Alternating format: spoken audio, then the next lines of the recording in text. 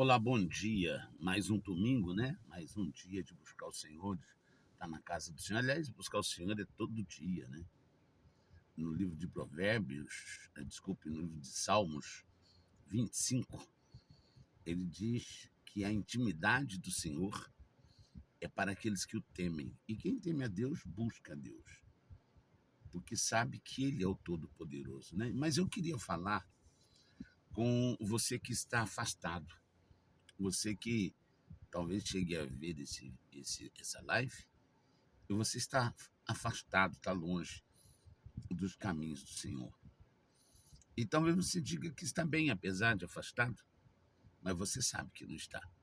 Você é testemunha de que o fato de estar afastado já nos lega a uma posição muito ruim, muito difícil. É impossível a pessoa que é de Deus, que já provou da presença de Deus, estar afastada e estar bem. Não é possível. É como tirar o peixe de dentro d'água e querer que ele esteja bem. Não vai estar. Não vai estar. É questão de tempo, né? Para ele morrer.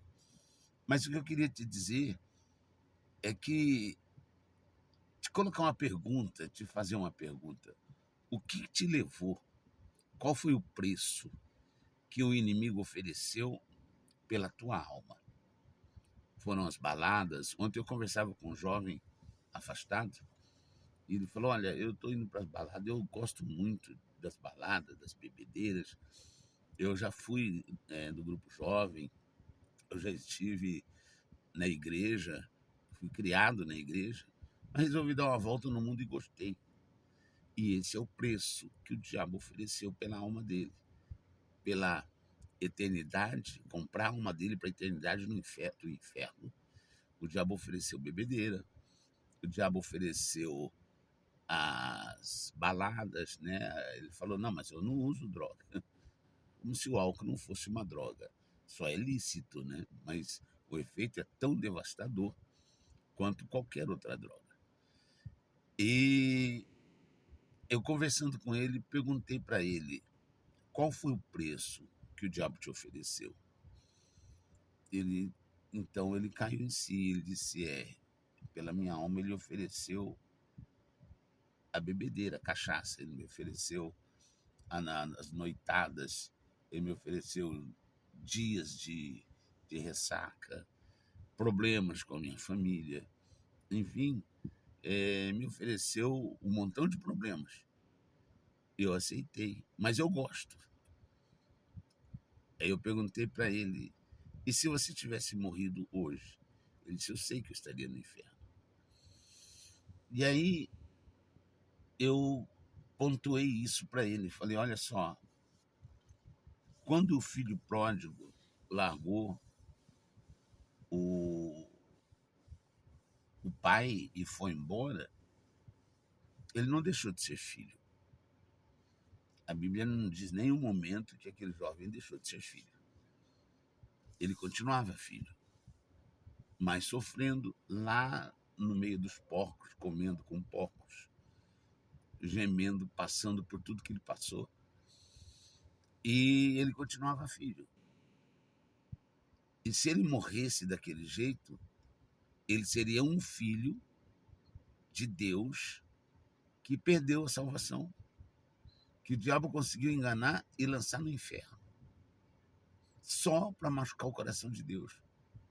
Se o coração de Deus dói quando um incrédulo que nunca quis saber dele, que o odiava, vai para o inferno, o coração de Deus se machuca, quanto mais um filho que já nasceu das águas, do Espírito, andou no meio dos salvos, filho de Deus, e que um dia tomou de volta sua vida e aceitou o preço que Satanás ofereceu, das baladas, das amantes, não importa qual foi o preço, ou da mágoa que ficou de um pastor, de um obreiro, e se afastou da presença de Deus, ou por causa da vida amorosa.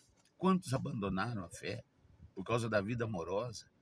Eu conheço pessoas que eram obreiras, que eram mulheres de Deus, e que largaram a fé por causa da vida amorosa. E casaram uma vez, 2 vezes, estão solteiras hoje, 3, 4 filhos para criar. E por causa de querer viver uma vida, uma liberdade amorosa, elas se afastaram da presença de Deus e hoje pagam caro. Pagam caro e levam seus filhos a pagarem caro também. Porque a presença de Deus é paz. Outros voltaram, estão na presença de Deus, estão em paz, recuperaram a sua paz, porque nunca deixaram de ser filhos. Eram filhos alongados dos pais, do pai. Eram filhos pródigos, que estavam devastando a sua vida lá fora, no inferno, porque esse mundo jaz no maligno. Mas por que eu estou te dizendo isso? Para te acusar? Dizer para você o que você já sabe? Você preferiu as ofertas de Satanás do que a oferta de salvação do Senhor Jesus? O desprezou em troca dos prazeres que o diabo te oferece? Então, essas pessoas que assim fizeram, talvez assistindo o que eu estou dizendo, vai dizer assim, mas o senhor está me acusando, pastor? Não. Eu estou aqui para te dizer que você ainda é filho. Lembra do filho pródigo? Era um filho alongado, gemendo, sofrendo, e o coração do pai estava ali na porta, olhando para o caminho, esperando que ele despontasse no horizonte. Mal o pai o viu, o reconheceu, e o pai correu ao seu encontro. E não foi para criticá-lo, não foi para apontar o dedo na sua cara, não foi para dizer para ele, eu te avisei, eu não disse que você ia quebrar a cara, agora volta, né? Não. O pai o recebeu, aliás, a Bíblia diz que o pai correu ao seu encontro. Saltou-lhe no pescoço, e não foi para enforcar, não. Saltou no pescoço, o abraçou, beijou, se alegrou e pegou um anel, que é o símbolo, né, da família, o brasão da família, e colocou de novo no dedo dele e disse, seja bem-vindo, meu filho. Estou muito feliz. Prepare uma festa, porque o meu filho que estava afastado voltou. Estava perdido e foi achado. Estava morto e reviveu. Ou seja, se afastou da presença de Deus, se afastou da vida. Está morto. Morto nos delitos, morto nos pecados, está indo para o inferno. A caminho rápido do inferno. Mas ele manda te avisar que você ainda é filho. E ele ainda te espera. Tá bom? Volte. Volte para Jesus. Volte para ter uma vida em paz. E aquele gozo na alma da presença de Deus. Tá bom? E eu quero fazer uma oração por você para te ajudar. Você que está afastado, ou você que está dentro da igreja, mas afastado de Deus, com a mágoa de alguém, não consegue perdoar. Você que está na igreja, mas não consegue abandonar o pecado. Você que está na igreja, mas não consegue se firmar. Você não recebeu ainda o batismo com o Espírito Santo. E você sabe por quê. Você sabe o que é que está faltando. O que é que eu preciso fazer. Então vamos orar, porque Deus te dê força, te ajude. Então vamos lá. Senhor nosso Deus e Pai, meu Rei, meu Redentor, meu Salvador, muito obrigado, Senhor, pela oportunidade de estar aqui com o Senhor. Obrigado pelas vezes que eu errei, o Senhor me perdoou. Pelas vezes, meu Pai, que eu merecia nunca mais colocar o pé na tua casa. E o Senhor teve misericórdia de mim e me deu sempre mais uma chance, a cada dia mais uma oportunidade. E todas as vezes que nós pecamos, que viemos aos teus pés pedindo perdão, o Senhor nos perdoa hoje mesmo. Eu peço que o Senhor perdoe os meus pecados, assim como os pecados dessa pessoa que ora comigo, essa pessoa que andou afastada ou que está na igreja de maneira indevida e que, meu Deus, quando ela está sozinha, só ela, o Senhor e o diabo a conhecem. Ó Espírito Santo, eu te peço em nome de Jesus, perdoa os nossos pecados, as nossas transgressões, porque é impossível que o homem não peque. A tua palavra diz isso. Mas o Senhor se apresenta para Moisés no monte e diz: eu sou o Deus Todo-Poderoso, que perdoa pecados, que perdoa pecados. Deus misericordioso, o Senhor disse para Moisés. Foi o Senhor quem falou.